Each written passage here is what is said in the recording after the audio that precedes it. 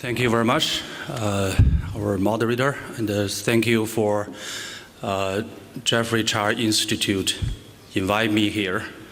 And really congratulations for the launch of this new institute, and we expect a great deal to see the research activities and a conference like this in the future, and to facilitate the growth of this region. Well, our topic is trajectory of China's growth, future growth, and impact to the region. I think the division of labor is I talk about the trajectory of China, and you guys figure out the implications to the region. I'm not going to show you the PPT. I only show you these slides. This is not a trajectory. This is facts. This is history.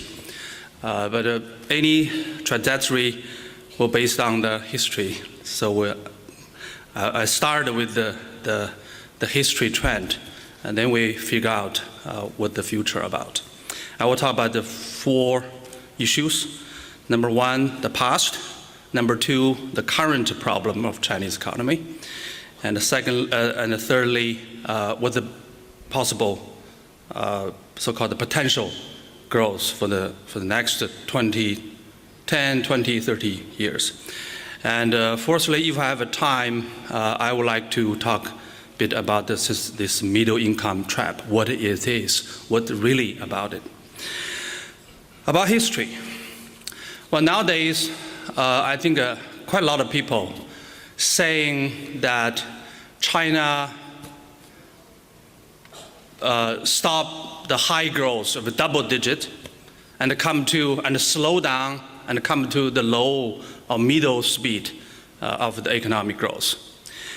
But I will argue this is not really correct a judgment of what happened in the past more than 30 years. Let's look at the slides. Look at China's history. Well, basically, not every year, and not even most year, China grow above 10%, above the double digit, right? The most of year lower than double digit. Why, when you take the average, China have a decade or 2 decades with the growth of about almost, if not the 10%, almost 10%. That basically because if most year you are in the 7, 8%, but if you have 3, 4 years of above that, above 2%, your average is high.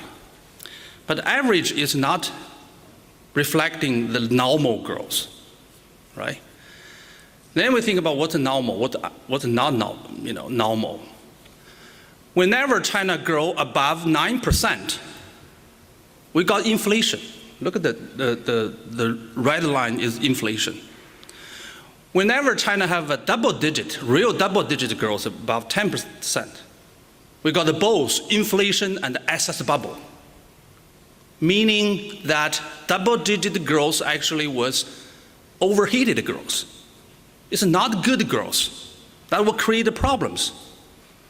Later on, we will talk about this. We're still cleaning these problems of overheating. And a lot of the research groups in the past 20, 30 years did a lot of research on China's growth, potential growth rate. But by potential growth rate, we actually means normal growth. Without inflation, without deflation. Talking about deflation, look at the late 90s, China have several years with a deflation, meaning that year below 7%, sometimes below 7%.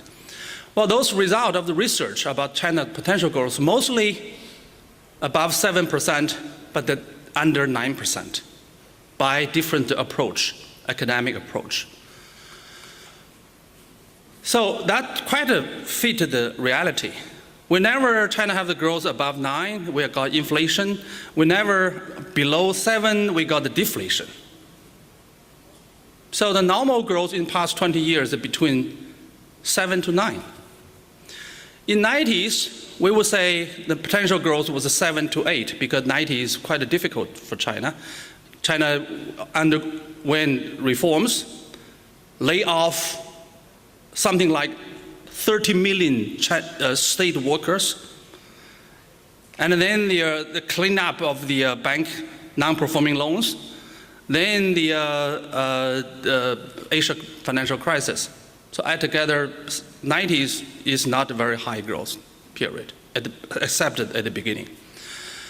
2000, first 10 years, 2000, China growth rate is much higher. Number one, the dividend of the reform in the 90s. And number two, WTO accession, and the fruit of education and other things. So in 2000, first 10 years, the potential growth rate may be 8 to 9. So that's a reality. So what's happening in China now is basically from overheated growth and a slowdown and a comeback to the normal growth. So it's a good process, So that's a different perspective of the history of the past 30 years, high growth, about China's high growth. And what that means maybe China will stay this way. Nobody likes to have another overheating. And to talk about overheating, we come up my second topic, what happened in China now, what's the problem of Chinese economy. Now every day it seems that there are some bad news, shadow banking, the bank loans, local government debt, the slowdown, overcapacity, all those things. And all those things actually is the result of previous overheating. We got a two-period overheating. Look at this growth rate, the blue line. The first one is very big, from 2005 to 2007. Growth rate reached 14%. You think about it, if you have one year 14%, another 2 years of 12%, your average will be very high. Then in 2008, a lot of policies cooled down the economy. We experienced adjustment in 2008, before the crisis. So the housing prices go down by 40%, stock market crashed, and growth rate slowed down to, in some quarter, 6% at that time. So at that time, we expected that there was some period of adjustment, and then China economy back to normal. But then the crisis come at the end of 2008. Then Chinese government overreacted. This is after crisis adjustment, but it's an overreaction. Too much. Everybody remember big fiscal injunctions, but actually fiscal injunction is not very big. Real big thing is debt, government debt, not the central government debt, but local government debt. By trillion number, by the end of 2008, China local government only owned 1 trillion total renminbi debt through those local platforms, so-called. Then you open the Pandora's box and allow local government to borrow to create the project.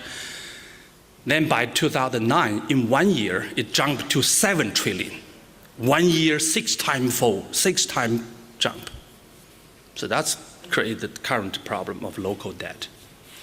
And in 2009, 2010, the housing market become a boom again. The bubble come up again. So we have these two big bubbles during this time. And then you leave a lot of the overcapacities in steel industry, the steel, cement, transportation machineries, plus some others, and housing bubbles in some small countries, overcapacities. So all these things are now left. Overcapacity in the industry means bad loans in the banking sector, in the financial sectors. And also, one particular problem is that local government project, not necessarily a bad project. But they are long-term project. Long-term return would be long-term. But they are not allowed to borrow long-term bonds. So this is something to do with China's previous management of the economy.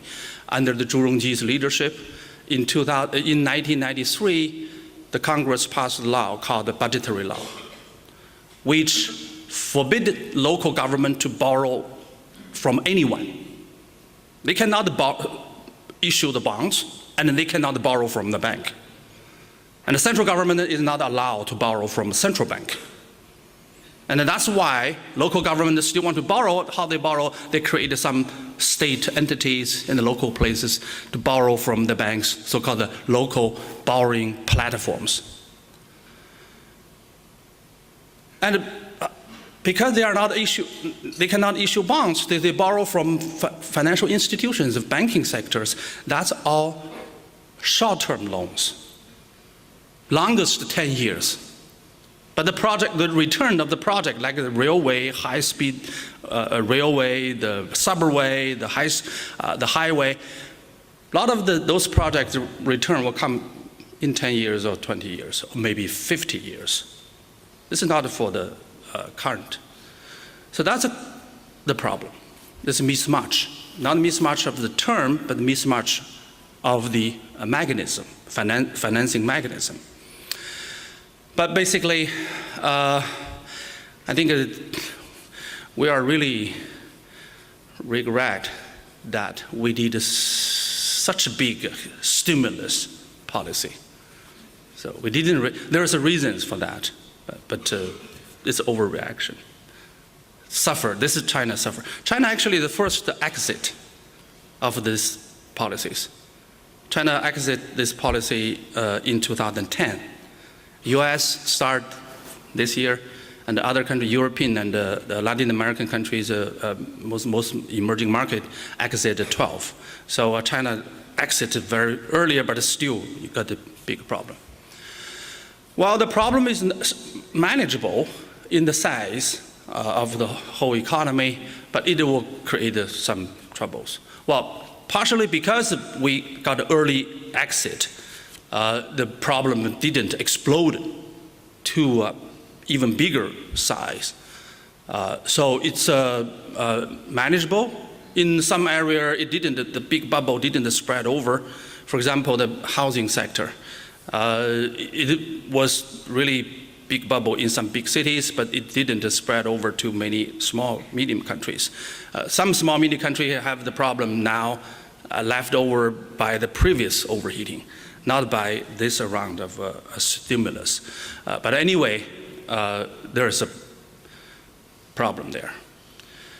By the last year, China achieved the soft landing. We didn't have the breakdown, but when you soft landed, you touch the bottom, you still need some time to work out of all this problem. And the Chinese government is still working on these problems, including the shadow banking, the other. Shadow banking, well, there's a problem, but shadow banking only count for less than 30% of total loans, bank loans. In US, it's 200%. So you can see this, the size of the problem is still manageable. The total government debt over GDP ratio by official new data, by auditing data, it's something like 35%. If we roughly think about a lot of other things, guaranteed loans and the other thing, put together it's 50%. It's still manageable. But it's undergoing some problems. And the government is addressing this problem. They call all the policy recommendations to deal with these problems. But I don't think they will use the stimulus again to try to boost the economy, try to create another high growth. They will be satisfied with normal growth. This year, the target is 7.5. And I do believe in the next couple of years, the macro policies mainly remain as neutral. And the growth will remain around the 7.5%. Sometimes higher, you hear some good news. Sometimes lower, you hear a lot more bad news. So those kind of the market upside down for a couple of years. But I think that's good news. That's good news. We don't need another round of overheating. Finally, now we stabilize. Stabilize at lower level, but the lower level is normal. Then the third question about how the next stage of growth. We are actually asked to do study of the so-called 13 5 years plan from 2015 to 2020. We are calculating, we are trying to talk about this, try to figure out all the factors for China's growth.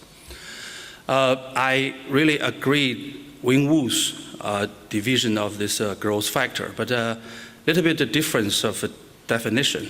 We define the hardware as a human labor force and the materials and the capitals. Of course, capital embedded a lot of knowledge, that's a software, but resource and accumulated capital is a hardware. Institutions, capital market, financial market, corruption, all those things, education, knowledge, all those things are softwares. We try to figure out what software,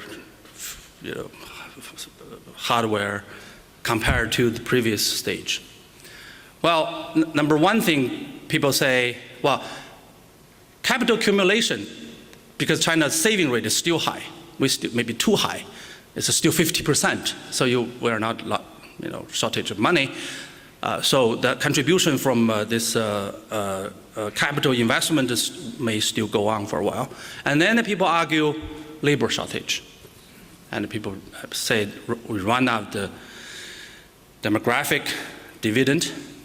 I do have a different view on this. The country like China, even though the total population, total labor force are decreasing, but if you still have more than 30% of labor force in the agricultural, your major source of labor supply is from the relocation of labor force from the rural to the urban, from the agricultural to the industry. China is still far away to finish this. But why in recent years China's wage, particularly the wage for those migrant workers, start to increase. Some years increase dramatically, 17%, 18% in the year between 2008 and 2012. Well, there is a particular problem, special problem, China's institutional problem. The problem is that rural migrant workers are not welcome to settle down in the city. So they work only for 7 to 9 years, that's by the surveys. And they went back to the village, went back to the low labor productivity and the low wage jobs. And make the cities, particularly coastline cities, labor shortage. So that's why now the government talking about the new urbanization focus or emphasizing the relocation of people, settlement of the rural population into the city. But not only for the labor supply issue, but that will have the good impact. At the least, to maintain certain labor supply and to prevent the wages increase too fast in the next stage. So China is not run out of labor force in terms of labor relocation. And then talk about the innovation institutions. Well, institution reform is really a key for every respect. So in terms of modern economics of development, institutions become a factor. You improve institution, you improve efficiency, you got the more growth. So that's why I mean, people realized we got so much problems of institutions, particularly that institution not only create a lot of corruption because of government power, but also they prevent hundreds of thousands of people to be creative and to realize their creativities in the marketplaces, and to create the rooms for those private initiatives to grow up. So if you need the growth momentum, you have to change these institutions. So I think people realize more and more in past 10 years. Well, there's a irony in China now. In past 10 years, China more than doubled its GDP and really grow from the low-income country now to the upper middle-income country. But a lot of people say China lost 10 years. A lot of other countries lost 10 years means stagnation and the decrease, but we got by growth rate, we got the double-digit growth, but people talk about lost the 10 years because we enjoyed the reform dividend from previous reforms, but we didn't do much reform in past 10 years. So that's why this new government really make effort. They announced all the things. Big plan, and they start to do something in past years. Concrete measures, reduce government control, government power, try to create the moves for the private sectors and financial liberalization, interest rate, exchange rate, whatever. It's really going on. By observation, I would say they're sincere. They're sincere not only because of economic reasons, also political reasons. I think finally people realized why corruption? Corruption is about the power. Definition of corruption is abuse the public power. And when you have too much public power, too much public money, then it's too easy to have corruption. So this is about the survival of the party, survival of the political regime. So they are really sincerely want to reduce the government power.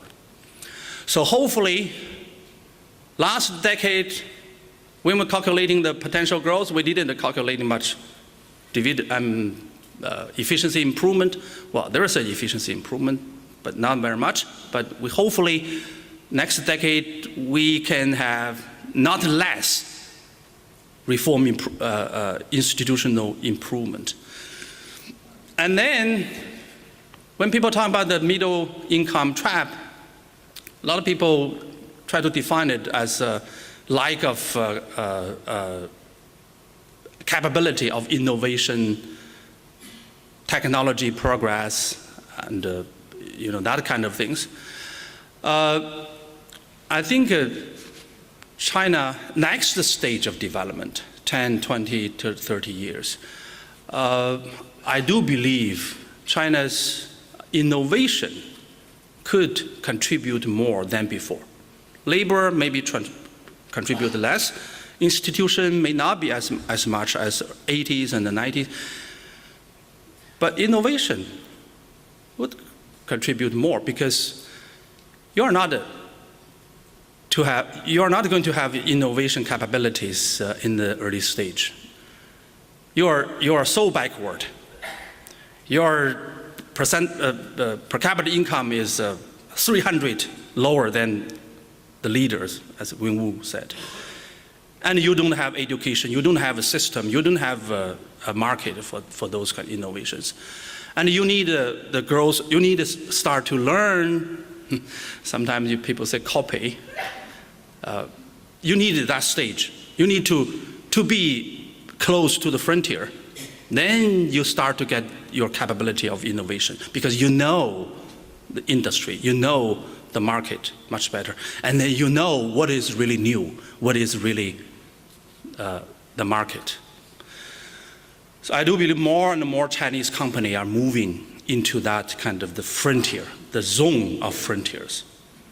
Not only some Huawei, some legend, but also some heavy machinery industries, some light industries.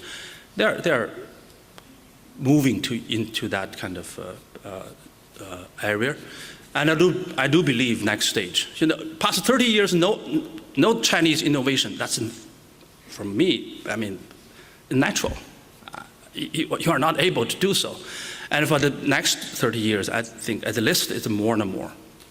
So combine them together, I do believe next, say 5 years, 10 years, China may still enjoy potential growth about 7%. May not be 7 to higher 7, but may still be around the 7.5 for the first 5 years, and next 5 years maybe 7%. That's still likely. Well, that's already trajectories. That's a potential. If we can realize this potential, depend a lot of things. How you reform, how you improve your education, how you actually conduct your macroeconomic policies to prevent financial crisis, economic crisis, and then the social crisis. I will talk about the social crisis in the next topic. You need a lot of things. If you really got a crisis, if you don't careful about the macro policies and the bubbles, if you get into the crisis, you really will last 10 years, even more. So that's depend a lot of things. So that's what we're warning the government. This potential is there, but how to realize this potential really depends on many things, particularly the reform under the macro policy. Then come to this middle income trap. If China continue its growth at 7% per year in real term, by 2020, its per capita GDP will reach more than 10,000 US dollars. By PPP, it's already over 12,000 US dollars threshold for the high income. So it's not too far. It's not too far. Of course, you need to think about another factor of the exchange rate. When we're now talking about 12,000 per capita GDP as a high income threshold, it's a 2010 exchange rate, US exchange rate. Yes, finish. However, can we really pass through this? And then we think very hard, what is the real middle income? What's special for the middle income? Well, we would make the quote from Anna Karenina. Every different country have different reasons, but the other reasons seems we need to name it as other problems. For example, people say China's state-owned enterprises is a big problem. So if you cannot fix this problem, you will trapped. But China have a state-owned enterprise at the very beginning, and the very low income. It had this problem. It's always a drag to the growth. So if now become a big problem, you should call it a state-owned enterprise trap. And government trap, government always even more active government control.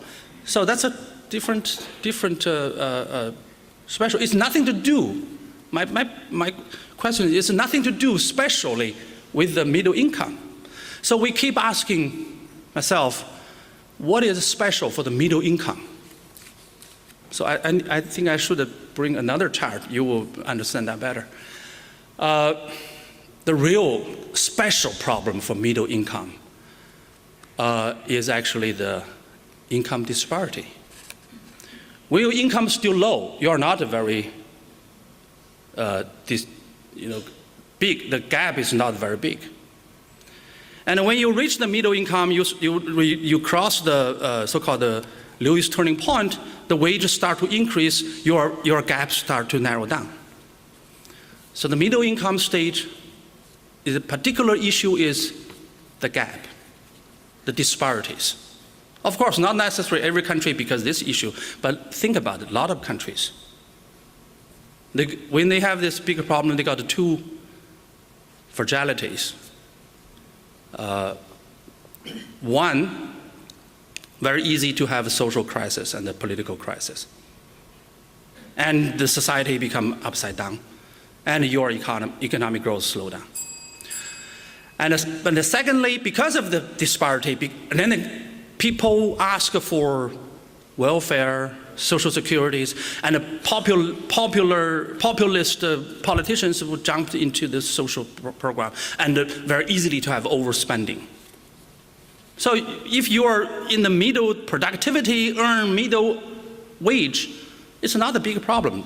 There's a lot of the middle technologies between the high. And you cannot ask a country just out of the poor, lower income league and jump into the high technology competitiveness. It's a lot of a middle ground. And a lot of the countries, now the Turkey and some other countries, they are growing at the middle level, earning the middle, using the middle technology, earning the middle income. It's not a big problem. Big problem is that you are the middle income, middle technology, but you spend more than the middle wages. Then you get into trouble. And at the list, this kind of the problem explained quite a lot of countries. Quite a lot of countries.